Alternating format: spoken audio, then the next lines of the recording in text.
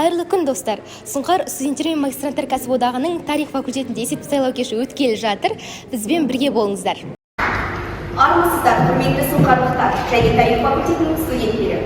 Бүгін тарих факультеті Сұңқар студенттер мен магистранттар кәсіптік бюросының төрағасы Қалшан Адамбетов есепті сайлау кешіне қош келдіңіздер. Сұңқар студенттер мен магистранттар кәсіптік бюросының төрағасы Қалшан Адамбетов Мұратханқызынан сөз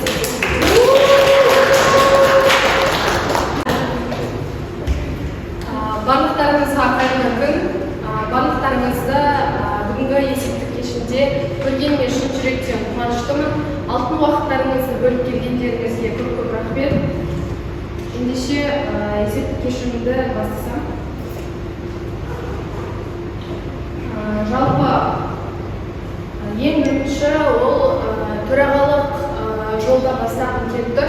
Яғни мен ең бірінші 2019 жылы осы Қара шаңырақ Қазақ ұлттық университетіне оқуға түскеннен кейін ең бірінші кезектегі Сұңқар студенттер мен магистранттар кәсіподағының тарих факультетіндегі белсенді мүшесі ретінде қосылған болатын. Содан бастап Сұңқармен бірге тығыз жұмыс жасадық. Яғни 2020 жылы оңай жол көліктік картасына жауапты маман және шабыт шығармашылық жастар клубының мүшесі атандым. 2021 жылы төраға орынбасары және студентская медиа клубының міндетін атқарушы қызметінде жұмыс атқарған болатын. 2021-2022 оқу жылында Сұңқар студенттер мен магистранттар кәсіптік бюросының төрағасы қызметінде жұмыс атқарып келе жатырмын. Жалпы біз өткізген шараларға тоқталатын болсам, ең бірінші бұл бірінші курс студенттеріне онлайн кастинг болған болатын. Кастингке 25 студент қатысты, соның ішінде команданың мүшесі ретінде 20 студент қосылған болады. Жалпы бізде негізі тарих факультетінде бұға дейін команда болды, дегенмен де команда саны аз болды. Дәл осы былтырғы оқу жылында, яғни перваштардың осы қосылуымен, 20 адамның қосылуымен қазіргі кездегі толық құрам құралған болатын. Жалпы бірінші курсқа түскен 82 студенттің ішінде барлығына оңай картасы жасалынды және екінші курстардың арасынан 7 студент, үшінші курстардың арасынан 5 студентке жалпылай алған кезде 94 студентке оңай жол көліктік картасын жасалған болатын. Және де кезекті Сұңқар студенттер мен магистранттар кәсіподағының мега жобаларының бірі бұл Декан кубогы мини-футбол ойындары 23 октябрь күні өткізілген болатын. Дәстүрлі түрде футболға факультет ішінен 5 команда қатысты, соның ішінде Скиф командасы бірінші орынды иеленіп, факультет аралық кезеңге өтті және де где-то ширек финалына дейін жетіп, өнер көрсеткен болатын. Ең үздік студент 2022 жобасы онлайн форматта өткізілді. 6 студент қатысты. Соның ішінде үздік болып Ахметова Меруер команда мүшесі әрі осы тарих факультетінің студенті ретінде факультет аралық кезеңге өтіп, екінші орын 100 000 теңгелік сертификатқа ие болған болатын. Үшінші жоба бұл ең үздік адвайзер жобасы. Ең үздік адвайзер жобасына факультетіміздегі Қос Мырза Жансая атты адвайзер куратор қатысқан болатын. Ол кісі де финалдық кезеңге өтті, дегенмен де жүлделі орынға ие болмады. Сертификатпен, алғыс хатпен марапатталған болатын. Ең үздік студенттік топ 2022 жобасы офлайн форматта өткізілген жобамыздың бірі. Және бұл жобаға 2 студенттік топ қатысты. Екеуі де факультет аралық кезеңге өтіп, соның ішінде 2 командадан, яғни архив мамандығы финалдық кезеңде алғыс хатпен марапатталған болатын. Команданың жетістігіне тоқталатын болсам, құқықтық тәртіп сақтау ұйымының ұйымдастыруымен өткен 2 жұлдыз жобасында жүлделі бірінші орынды иеленген болатын. Вали Жансен және Махмутова Арай өздерінің және одан бөлек апталық жиналыстар өткізілген. Бұл жердегі сол апталық жиналыста болған суреттер және де ең үздік иск сұңқарлық атты біздің айлық жобамыз болған. Яғни команданың ішіндегі ең үздік белсенді болған студенттерді дәл осы суреттегідей марапаттап алғыс хаттар берілген болатын. Және де жылдың ең қорытындысы ретінде Сұңқар Award жыл жобасы болды. Жыл қорытындысы біздің факультет үшін ең мерейлі нәрсе бұл командамыздағы Ахметова Меруерт жылдың ең үздік балмұздағы номинациясы. Және Назар Аруна Сұңқар Академиясының белсенді мүшесі ретінде алғыс хатпен марапатталған болады.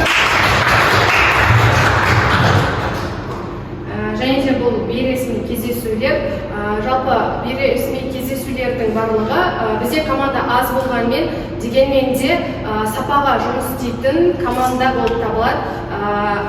Сұңқардың былайша айтқан кезде қазіргі команданың бірлікте жұмыс жасау үшін дәл осындай бейресми кездесулердің барлығы өткізілген болатын.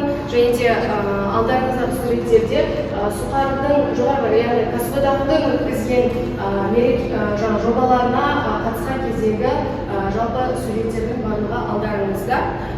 Осымен есебім аяқталды. Назар салып тыңдағандарыңызға рахмет. Келесі кезекті жүргізушіге беремін.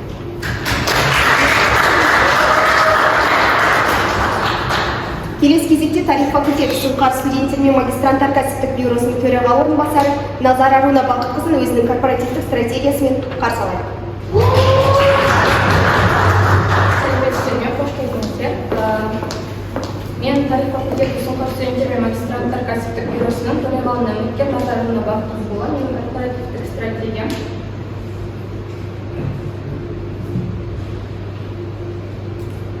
Яғни осы жылғы мақсатымыз Сұңқар студенттер мен магистранттар кәсіптік бюросының биік деңгейге көтеру мақсатында адал қызмет атқару және ең үздік кәсіптік бюро 2027 аталымы үшін барлық күш-жігерімізбен креативпен жұмыс жасау, ал соңғысы осы оқу жылының соңына дейін команданың белсенді мүшелерімен бірлесіп отырып бір тіл меңгеріп шығу және бағыттарына қарай қабілеттерін ашу.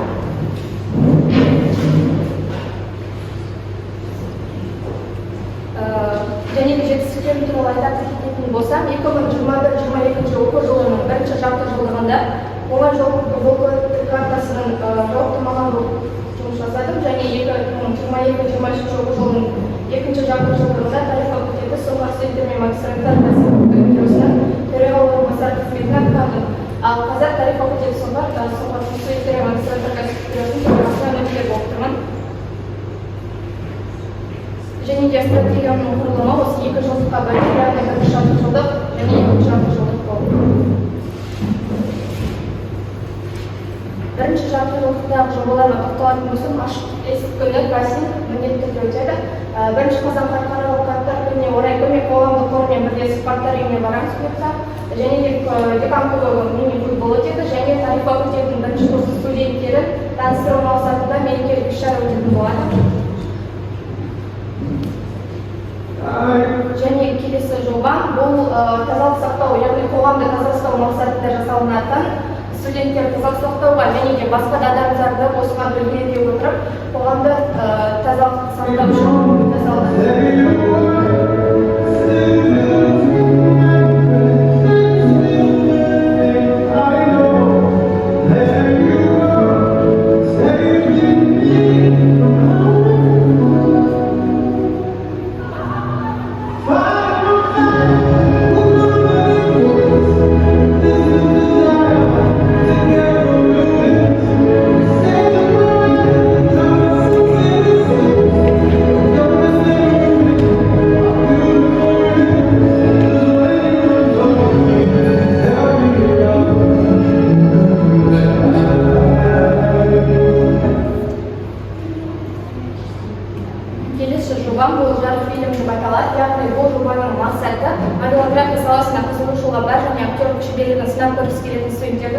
әдебиетін шыңдау мақсатында жасалады. Яғни бір жағынан қазір сұңқардың осы инста парақшасы, яғни YouTube парақшасына да түсіп отырса, бірінші бөлімде, яғни бірінші кезеңінде түсіп отырса, бір жағынан қаралып жинап оқырман саны артуына септігін тигізеді.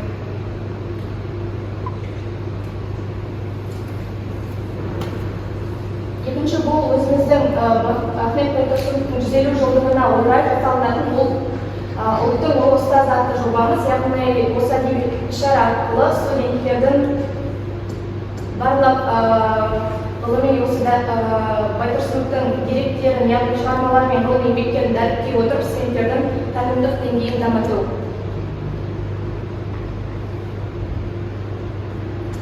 Келесі жоба бұл диплом мен диплом атты тренинг кеші болады, яғни осы 15 қараша бізде валюта күніне орай студенттердің қаржылық сауаттандыру мақсатында Дамир Жұртбектің қатысуымен өтетін болады.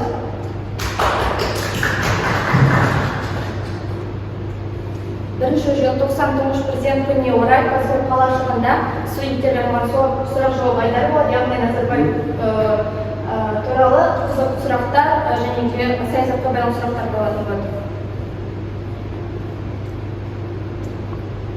Өзіміздің факультетішілік өтетін тарих тереңінен атты дебаттық кеш, яғни тәуелсіздік күніне орай Дөңгелек үстел басында тарих факультетінің деканы Досбол Байқонақовтың қатысуымен өтеді. Яғни бірінші курс студенттердің білім деңгейін шыңдау және студенттер мен декан арасындағы байланысты орнату мақсатында жасалынады.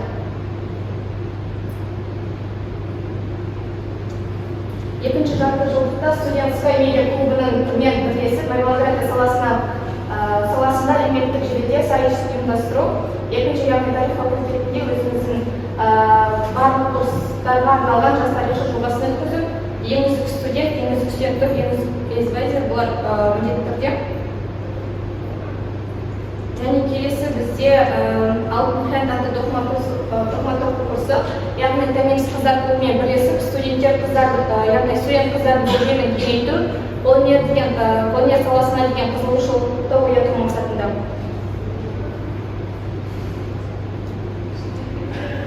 Нағыз қазақ домбыра атты айтыскерлер жобасы, яғни қоғамға ой тастау, негізгі домбыраның айтыстың мақсаты, яғни осы негізде студенттер арасында қабілетті айтыскерлердің өнерін бағалау, салт-дәстүрімізді дәріптеу, баға жетпес домбырамыздың дәрежесін көтеру мақсатында.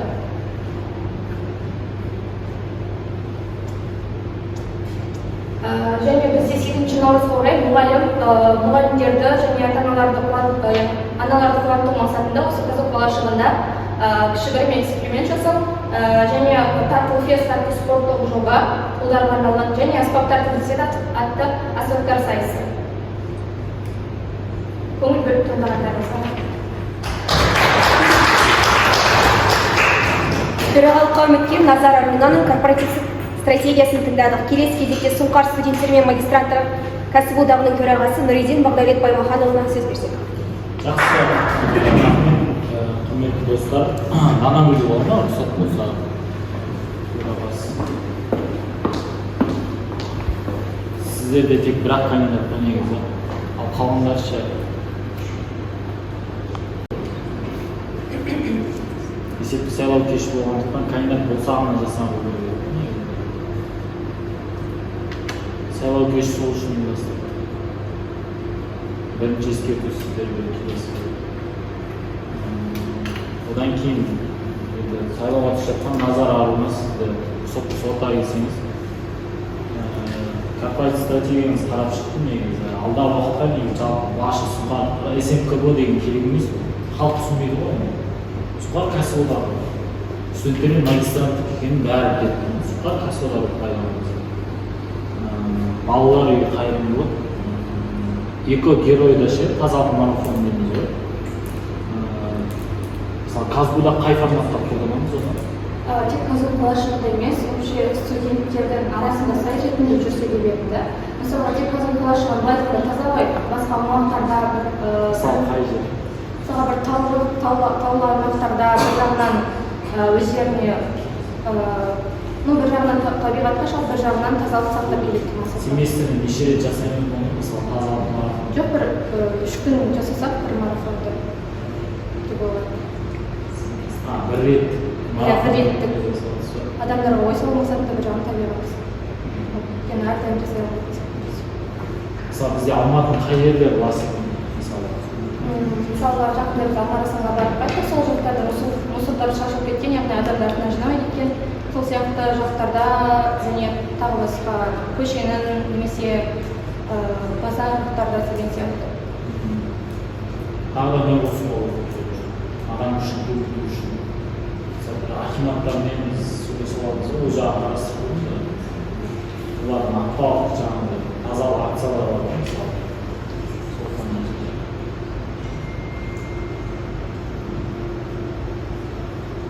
ол жағы қалай просто так барып тазалап шығып қайтқанда сол форматта жоқ ұсынып жатқаннан кейін ауқымды болу керек қой ол.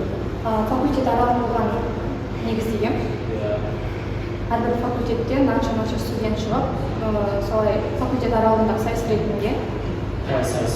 Әрбір факультет бірінші күнге мына жер, екінші күнге место, үшінші күнге место өзгеріп, қаншалықты мысал жинады, немесе арасында тикток сайыстар. Бірден сразу тазалып қалғанымыз және студенттер қызғанма оған. Жаңаша форматында дұрыс па, бірақ біз оларды по максимум жинай аламыз. Әрбір факультеттен табиғатты қорғау мақсатында күресетін студенттер бар деп ойлаймын. Жоқ, кез келген жоба негізі ван-вин болды. То есть оларға да пайдасы, и бізге де пайдасы болды. Табиғат дерегі ол формат дұрыс болып тұрды. Мысалы, акимат 91-мен шыққанда сөйтіп адамдардың тарихы болушы деген секілді. Сондай бір формат қарастырып көрмеңіз. Просто бұл әшейін ұсыныс сияқты болып тұр негізі. Бас аяғы болу керек ұсыныстың. Іздену керек мысалы. Сосын жарық фильм жобасы неге қатысты дедіңіз? Жарық фильм негізі бір қандай концертқа байланысты емес, просто бірінші кезеңі мысалы YouTube арнасына, яғни олардың бір шағын ғана 10-15 минуттық өздерінің идеясымен фильм түсіру немесе қандай да бір шығарманы Қандай фильм түсіру? бір шығарма негізінде мысалға ақбілекті алып бір кадрын түсіріп арқылы оқырмандар өзіне қаратады, яғни солай оқу жинаса қалай өздерінің тәжірибелерін көрсетіп, яғни екі жақтан байланыс туы арқылы. Осыған байланысты мысалдар бар ма? Мысалы, қай бетін байқай аламыз? Мысалы, сіз айтып жатырсыз осындай бір оқырманға қатысты, бір кітапқа қатысты. Жоқ, нақты негізге бермеген, өйткені егер сайыс болатын болса, кез келген қатысушылар топ команда болады ғой факультетте. Солар өздерінің кез келген шығармаларын таңдау барысында өздері түсіретін болады. Жарайды, сондай мысалдар бар ма? Мысалы, Инстаграмда мысалы мүсіреп театрының именно сондай форматы бар да, түсірілген. Осы сияқты көрсете аламыз деген сияқты. Пример ретінде көрсете аламыз. Сол жағын қарастырмағанымызда. Тағы қандайлар бар мысалы? Мысалы, соңғы кезеңінде өз идеяларынан яғни өздері сценарий жазып, өздері түсірсе, бұл да бір креатив болып саналатын сияқты. Яғни бір жағынан өздеріне де тәжірибе болады, бір жағынан тағы қандай мақсат бар? Бірақ осы мақсат бар.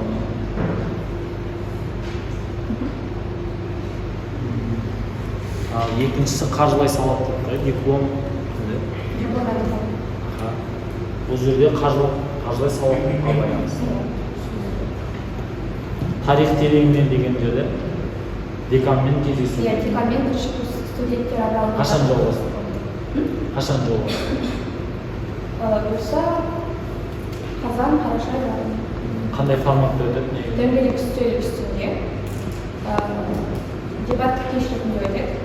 Яғни қандай да тақырып беріледі. Мысалға дебаттық кешке декан қатысуы керек па неге? Өз дебаттық кеш болса, зачем bunu түсіреді? Бір жағынан мүмкін сайыс ретінде де өткізуге себебі дебаттың форматы бар ғой өзі, белгілі тақырып бар, қызу. Деканның не қатысы бар деген? Студенттердің білімін көру. Ол кісіден басқа олай есептеуге болады. Жоқ, именно деканмен байланыстырып отырғаннан кейін деканға қатысты бір нәрсе болу керек. Ашық алаң ба, деканмен мысалы, қалай мысалы, ашық есік күні сияқты ма? Сол тоже түсініксіз болып қалды мысалы маған. дебаттың өзінің форматы бар, екіге бөлінеді да бұл до конца өзінің жаңағы қырын қорғап шығу керек. Ал деканға қатысты деген декан премиясы сияқты маған жылдың соңында деканның бір марапаттау кеші маған бір студентті. То есть сол жағынан кішкене түсінісі өтеді. Сосын жас тарихшы дегенсіз да, жас тарихшы мен үздік студенттің форматы бірдей емес па? Или сол бағытта екеуін бірге алып дұрыс дейсіз? Жоқ. Бұл мақсат, яғни жас тарихшының мақсаты, яғни факультеттегі ең білімді тарихшыны анықтау мақсатында. Үздік студент мақсаты Үздік студент жан-жақты ғой, типа IQ-ның жоғары деңгейін көрсететін. екеуінің айырмашылығы.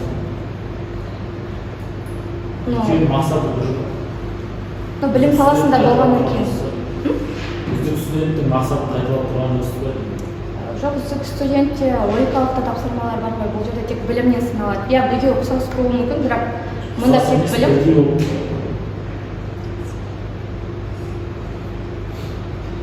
Футболды мысалы университет деңгейде өткізу, жатақханада өткізу, екеуінің айырмашылығы бәрі болмайды. Просто ұйымдастырған соң жобаны не бренд бір жоба болу керек, болмаса керек емес. Үздік студенттің форматын біз факультеттік деңгейде алдыңғы жылы Данагүл сіздер қалай өткіздіңіздер? Тарихшы, жас тарихшы деп өткіздіңіздер ме, әлде үздік тарихшы деп өткіздіңіздер? Үздік тарихшы деп өткіздіңіздер.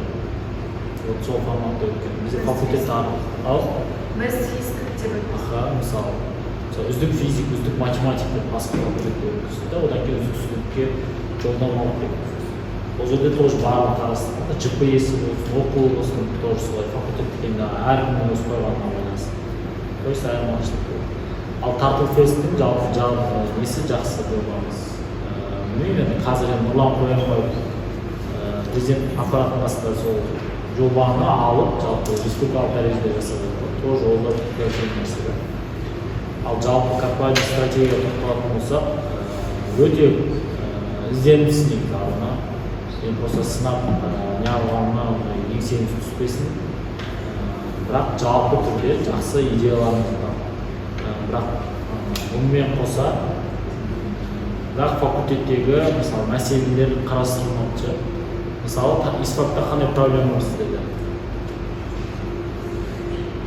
Сіз тек ұсыныс форматында айтқансыз да, жақсы ұсыныс өтеді ғой. Ал факультеттің корпоративтік стратегия негізі маңызы. Факультет аралық проблеманы шешу. Тек аралық бізде проблема деп өзім айта аламын. Мысалға студенттердің бізде шетелге жіберген мүмкіндігі бар да. Факультетте біздегі яғни студенттер ағылшын білмегеннен шыға алмайды. Яғни мен оны командама ғана арнап тұрмын. Яғни командамен жұмыс жасау арқылы бір жылда өзіміз оқу жылына дейін, соңына дейін бір тілде меңгеріп шығу, яғни ағылшын тілін меңгеріп шығсақ. Вообще, қалай? Общий университеттік деңгейде факультетке жұмыс жасайсыздар. Иә, общий. Ешқандай жоба сұңқарға жасалмасын. И жасалмаған да негізі. Бізде мини-футбол сұңқардың командасынан ғана жасалмайды. КВН сұңқардың командасынан ғана жасалмайды. Тағы қандай проблема бар сізде? Ал активистер толық қамтылған факультетте? Активистер толық қамтылған, ұйымдардың бәрі жақсы жұмыс жасайды. Бізде өзіміздің арамызда бәсекелестік бар. Ал факультет пен декан мен факультеттің арасында ше? Бізде жаңа декан сайланды. Иә, жаңасы Досқол Байқонақов деген кісі сайланды. Бізде жақында яғни не өткен болатын, яғни сол жерде декан мен студенттер арасында байланыс болды. Яғни қазіргі кезде қиындық жоқ декан мен студенттер арасында. Басқа қандай проблема? Басқа проблема. Мысалға жаңа айтқанымыз ғой, мектепте, жалпы университетте сыртқа шығуға мүмкіндігі бар, бірақ шықпайды деп жатырсыз. Ол үшін не істей алуымыз керек? Не істейтін едіңіз? Шетелде айтасыз ба? Иә, мысалы шығу керек та, мен білмеймін. Негізгі проблемасы тек ағылшын болып тұр ма сонда? Ақпаратты бере білу керек. Яғни бізде иә, ол үшін не істеу? Ол да бір проблемалар емес. Бізде ондай ақпараттарды тек қандай да бір мұғалім ғана біледі. Мысалы, бір-екі мұғалім, қалған мұғалімдер білмейді, оқушыларға, студенттерге нақты ақпарат бере алмайды. Жақсы, білмейді екен, не істейміз енді біз оған? не істейтін қанша исфакта қанша студент топ бар? Жалпы 4 курс санаса. 4 курс санағанда Қызық көрінсе, исфакта кәлембай студент оқу деген мынаншасы класс осынша деген сияқты. Бұлардың 2-ші курста мынанша мүмкіндігі бар, сыртқа шығуға деген сияқты. Бұл корпоративный стратегия мақсат болса. Ұсыныс форматы керек емес, нақты шешім. Факультетте бізде осындай проблема бар. Мен мынандай нәрсе ұсынар едім. Бізде ақпараттық платформа жоқ. Мен мынандай телеграмның бот ашып бар. Болмаса осындай нәрсе істеп қой. Деканмен бізде мынандай премия соңында есептелмейді. Сондықтан мен мынандай нәрсені ұсынар едім деген нәрсе. То есть проблема и решение сразу болу керек. Екеуі бірдей жүру керек. Келесі кезекте мен Сұңқардың жарғысын сұрайын деп айтқан болатынмын. Қарадыңыз ба?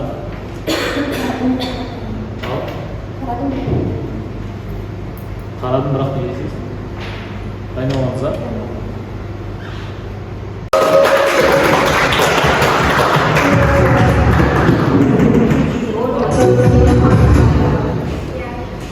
Барлықтарыңызға қайырлы кеш.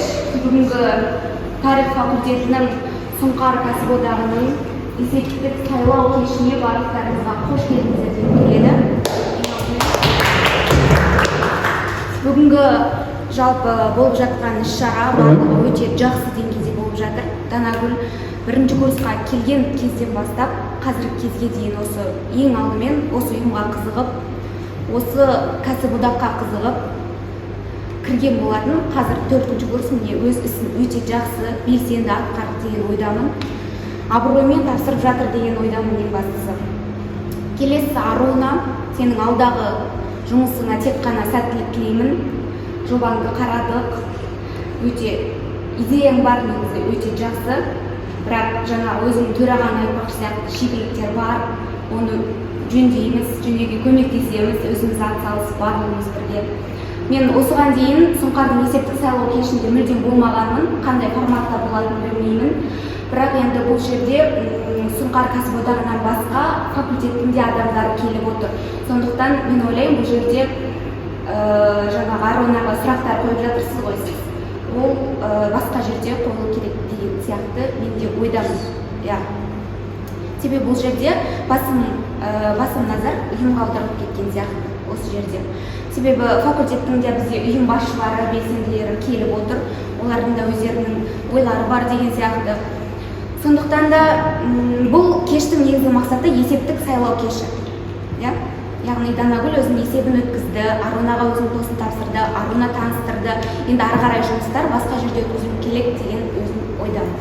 Аруна, енді алдағы уақытыңа тек қана сәттілік. Данагүл, саған да активистикалық өмір сенен кетсе де, сен активистикадан кетпе деген үлкен жүрек жар тілектеріміз бар. Біз саған әрқашанда қолдаушымыз, сендерге үлкен сәттілік. Әр нәрсенің өз орны бар. Есептік сайлау кеші деген бүкіл республикада негіз қамтылған, оны білесіздер, жалпы президенттердің өзі ашық халыққа есептік сайлау форматында өткізіледі. Ал Сұңқардың төрағасы ол міндетті түрде білу керек. Қазір енді Аруналардікі 10-ші бізде есептік сайлау кеші. Бұл формат жалпы барлығына үлкен алға қарай мақсаттарына, мозговой штурм форматында өткізіледі. Жалпы корпоративтік стратегия деген ол бүкіл Apple компаниясы болсын, жалпы әлемдік биржалық компаниялардың бәріне қарастырылады. Ал Сұңқарға келіп танысып отқан адам, ол жерде оларды сынап болмаса түсіру емес, негізгі мақсат разбор форматта өткізу керек деп ойлаймын. Біз ұйым басшылары қазір қонақ ретінде шақырғанмен, бұл есептік сайлау кеші атайтып тұр. Есептік деген өзінікі, екіншісі сайлау форматы. Сондықтан бұл дүниені біріншіден өзім дұрыс деп ойлаймын. Өйткені біз егер түсіретін болсақ, жалған дүниенен жауып емес, наоборот көрсету керек. Біз факультеттік деканы мен шынымен де өз исфактың деканы келсе қатты қуанар едім, өйткені факультеттік мәселелер қарастырылады. Жаңағыда сұраған сол себеп, қандай факультеттік мысал айтады. Алдында ФУО мысалы, менде сырт жақтан келетін активистка бізден ашты. ФФИ тоже солай нәрсе айтты. Сонда декандар естісін кәдімгідей. Студенттер көрсін, біз жасып мақтан Данагүл мақта шығарып салуымыз ғой мақсатымыз. Бұл кәдімгі мозговой штурм форматта өту керек. Ал бірақ жалпы деңгейде Сұңқардың атқаратын міндеттері көзге көрінбейтін дүниелерді бұлай есептегеннің өзі үлкен дәрежеде. Сондықтан ол бірден сайлана салмайды, өйткені ұстақты білу ол бірінші төрағаның негізгі міндеттерінің бірі. Ал екінші кезекте атқарылған жобаларға келіп қорғап шығып, ол сайлана салатын нәрсе емес. Ортаға рұқсат болса Данагүлді шақырсам,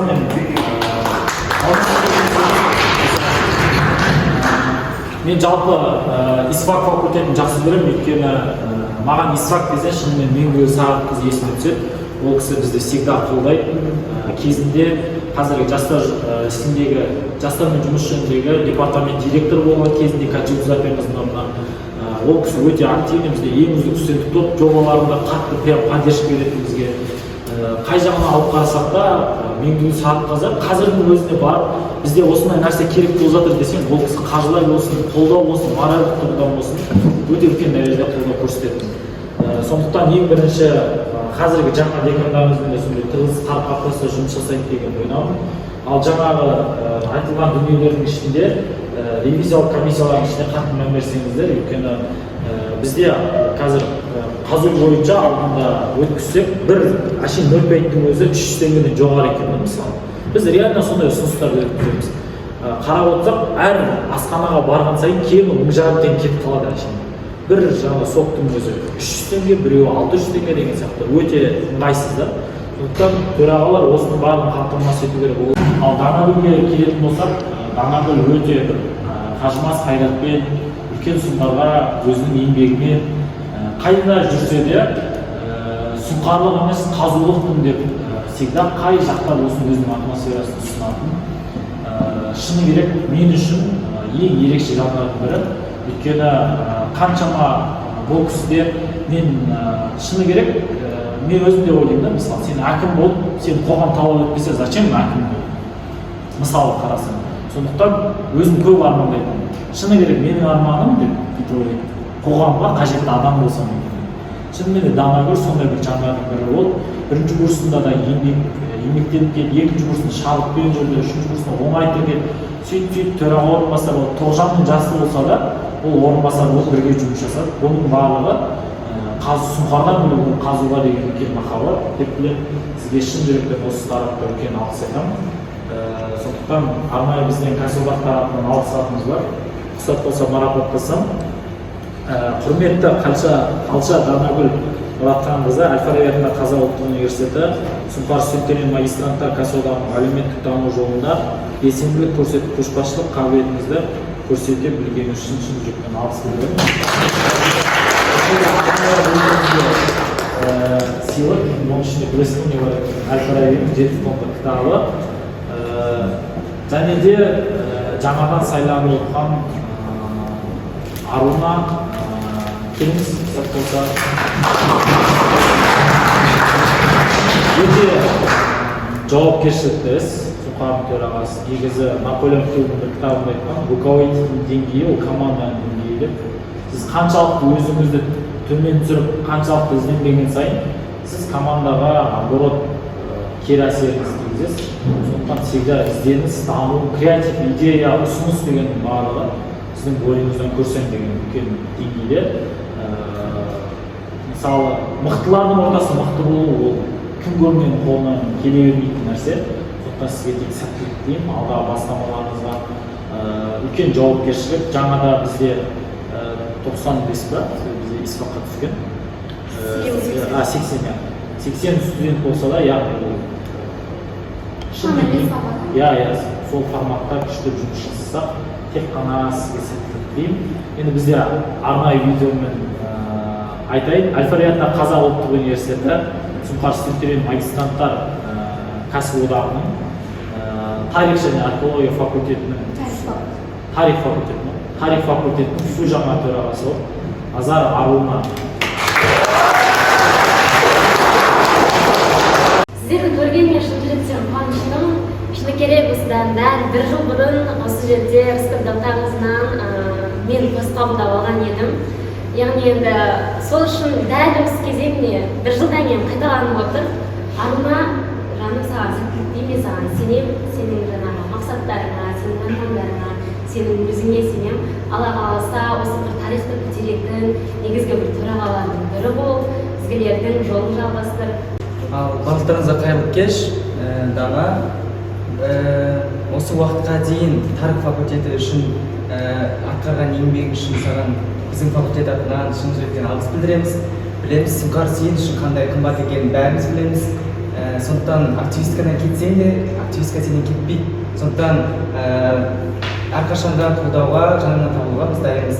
Және алуына бүгінгі алғашқы төрағалық қызметін алуыңмен шын жүректен құттықтаймын. Алдағы өмірде тек қана сәттілік. Данагүл, сені бүгін шын жүректен осы тапсыру ағаймен осы басқаны шын жүректен құттықтаймын. Бұйырса жаңадан салып жатырған арна сізбен бірге жақсы жұмыстар жасаймызға тілектеспін. Және де осы тарих факультетінің Сұңқар кәсіподағын жоғары деңгейде дамытып, алға қарай жетелейтініңізге сенемін. Қайырлы кеш достар. Жалпы Данагүл бүгінгі өзімнің орнымды абыроймен тапсырғанына шын жүректен құттықтаймын. Алдағы өмірде тек қана сәттілік, жасайтын жұмыс абыроймен өтіп, өз маман иесі болуға тілектеспін. Алларына сізді жалпы осындай үлкен жауапкершілікті істі мойныңызға алуыңызбен жауапкершілікке алуыңызды құттықтаймын. Алдағы уақытта сізге тек қана сәттілік. Бұйырса студенттердің дамуына игілігі үшін жұмыс жасайтын ірі тұлғалар қалыптаса беріңіз.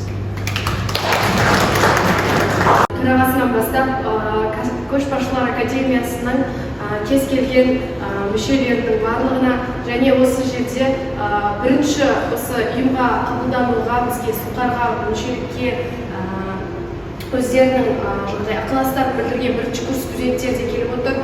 Соларға да алғысымды білдіремін, ерекше рахмет барлықтарына. Жалпы Сұңқар ол сөзбен айтып жеткізе алмайтын.